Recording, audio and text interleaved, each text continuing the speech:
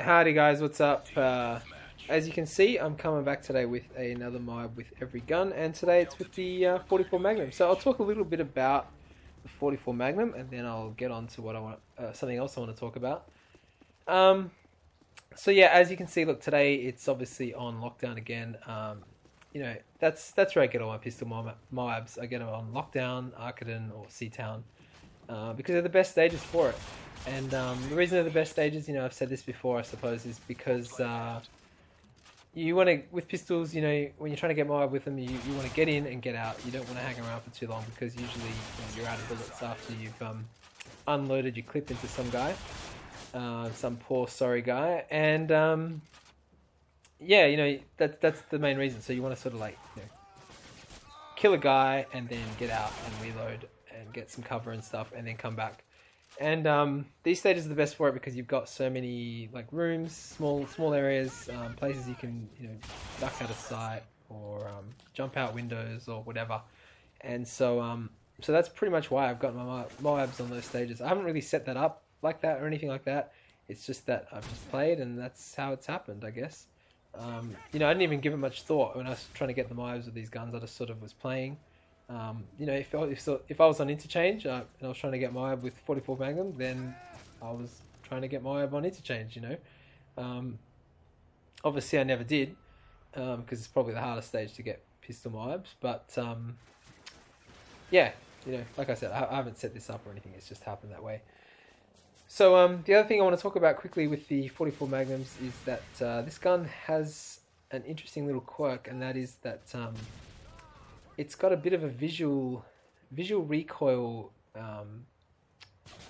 oddity, I suppose you could say, in that you can spam this gun and you'll get visible recoil on the guns themselves, but your cursor actually won't move all that much.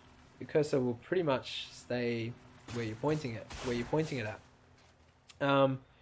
This is unlike the Desert Eagle, because with the Desert Eagle, if you spam your guns, then you get huge recoil on the guns as well as your cursor. Your cursor will move. And so, yeah, but this gun here, you'll get visible recoil on the guns themselves, and they'll be kicking up, you know, but your cursor will stay straight. It has an interesting little effect where the bullets then don't actually appear like they're coming straight out of the gun. It looks like they're going sort of downwards out of the gun, which is really strange. Anyway, so keep an eye out for that. I think it happens. You see it whenever I spam the gun really quickly, which isn't often, I have to admit. The other thing is, you know, obviously the 44 Magnum has less bullets than the Desert Eagle. It's probably got one of the fewest bullets actually of all the pistols, so you've got to be more accurate, I suppose, with your shots. So yeah, it makes it quite difficult, you know. Like, I know usually, like in all my commentaries and stuff, I just sort of talk about my pistol m.o.a.bs like it's just something I do every day, but it's not. You know, it's tough. I put a lot of effort in. It's hard. I got to like really concentrate, and you know, after a few hours and lots of trying, I do get it. Unless I get really lucky, like I did with the MP412s. Okay, so look, the thing I want to talk about today is that you know, I've been going through some of my commentaries recently, and I just put these headphones down. I don't know why I'm doing my commentary with my headphones on. Yeah, look, I've been listening to some of my commentaries recently, and I noticed that, like, you know, whenever I'm sort of talking about Nintendo, often I've got like a negative attitude towards them, and so I sort of want to talk a little bit about why I have that negative attitude towards Nintendo. And I think really it stems from my past. You know, really, like, I think it stems mainly from like the disappointment that I have with the company in its present state. You see, when I was a kid, you know, you got to know a little bit about me. And the first thing is that I've owned all the Nintendo consoles from the NES, so NES, N64, GameCube, Wii. Did I miss anything? No. And I've also owned all the handhelds from Nintendo as well since then. So, you know, I'm a huge Nintendo fan. I actually, like, Nintendo was the first console I owned. It actually wasn't the first console, but it pretty much was. And you know, I've had every single one since, and I really like their games when I was a kid. And I still do like a lot of their older stuff on those older consoles. And so, you know, really, I think the main stuff that causes me to be disappointed with Nintendo is a lot of the bad and stupid decisions that they've made recently. And I think really it all started from when the Wii started coming out. The Wii's got a lot of great stuff on it, like this game, for example. It's got, you know, the Metroid Prime games that were re-released. You know, it's got a lot of good stuff. Even the new Mario Galaxy games, they're not as good, I thought, as some of the older ones, but they're still quite good. But you know, there's a lot of stuff that could have been a heck of a lot better. And really, what I'm talking about here is Donkey Kong Country Returns. See, when I was a kid, I used to play all the Donkey Kong Country games on the Super NES. I really loved them. They're like my favorite games. And those games were cool because you could like, they were really smart. They had like little tricks, I suppose, in the game where you had like, you know, bonus barrels and stuff that sometimes were invisible, and you'd have to like follow a trail of bananas which led like off an edge or into a chasm or something. And you know, you couldn't see the barrel, but you could see the row of the bananas, and so you would have to sort of make a leap of faith and like jump into the row. Anyway, any of you guys that have actually played the old games, and you know, I know a lot of you guys haven't played them because they are quite old, and a lot of my audience is quite young as well. But any of you guys that have played them would know what I'm talking about. Those games were cool because they were fast. You know, you could speed run through levels. They flowed really well. Flowed. Yeah, that is a word. They flowed really well, and yeah, they just everything sort of like all the animations, everything you could do in the game really chained nicely together, and made for a really interesting, quick, fast-paced, tight, controlled gameplay.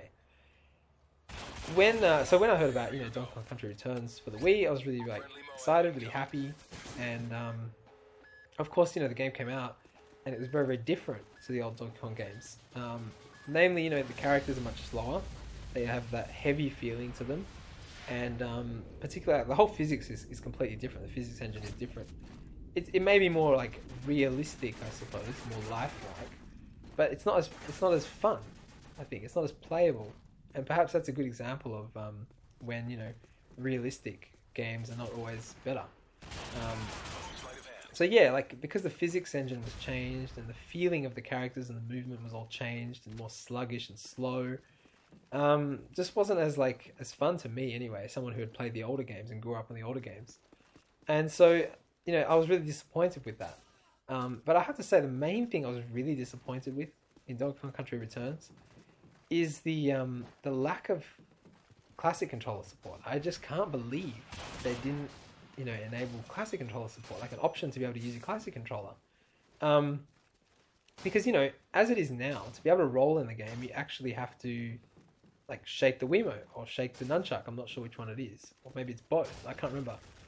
But I know that when you're just using a Wiimote to play, you have to actually shake the Wiimote to roll, and rolling is like one of the pivotal, you know, basic fundamental moves of Donkey Kong Country. So, like, you pretty much have to roll all the time in the game, you know, to be any good at it, I suppose. And, you know, because it's mapped to a motion gesture, the game just feels really, really, like, loose and sluggish. Like, I don't know about you guys, but in this game, for example, in Call of Duty, I've got jump mapped to shake the nunchuck.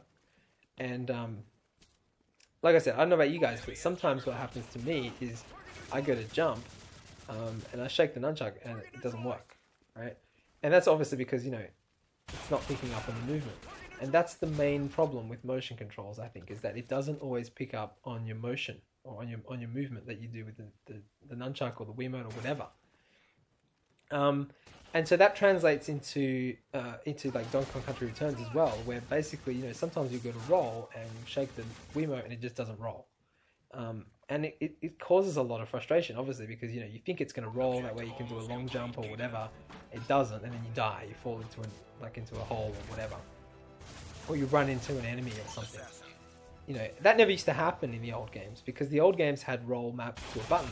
I think it was Y on the Super NES controller. And so, you know, you knew that when you pressed that button, it would roll.